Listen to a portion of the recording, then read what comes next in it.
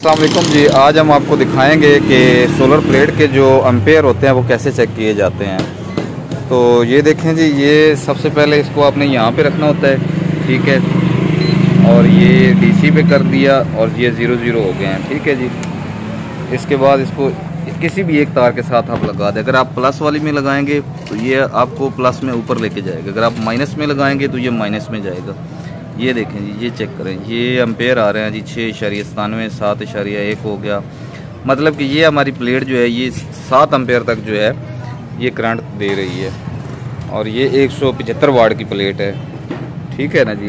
ये चेक करें जी, ये 7 एम्पेयर तक ये करंट दे रही है। अच्छा जी, ये एक और प्लेट है, ये है 200 वाट की। तो इसके चेक करते हैं कि ये 200 वाट में कितने एम्पेयर जो है ये देती है जी।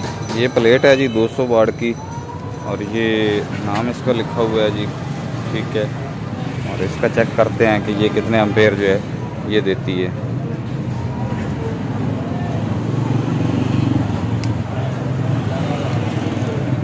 ये एम्पेयर चेक करने का तरीकाकार होता है जी, कैसे एम्पेयर इसके चेक किए जाते हैं।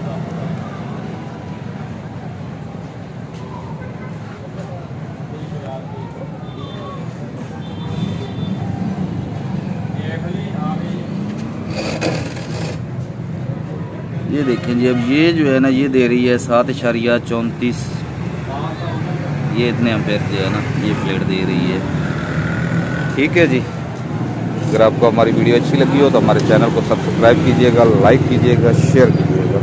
इसके अलावा ये एक और प्लेट है जी, ये 175 वाट में MG के नाम से है। तो इसके भी चेक करते हैं हम एम्पेयर के, ये कितने एम्पेयर दे रही है जी। ये दे रही है जी 8.574 एम्पेयर जो है ना ये दे रही है। मतलब कि ये सबसे ज़्यादा जो एम्पेयर दे रही है ये वाली प्लेट जो है वो एम्पेयर दे रही है। ये MG के नाम से बहुत अच्छी प्लेट है जी। और इसके एम्पेयर सबसे ज़्यादा एम्पेयर इसी प्लेट के आ रहे हैं जी। मतलब 8+ एम्पेयर जो है ये जा रही है। ये देखें जी, 8, 12 हो गया, 13, 14 हो गया, 15 हो गया।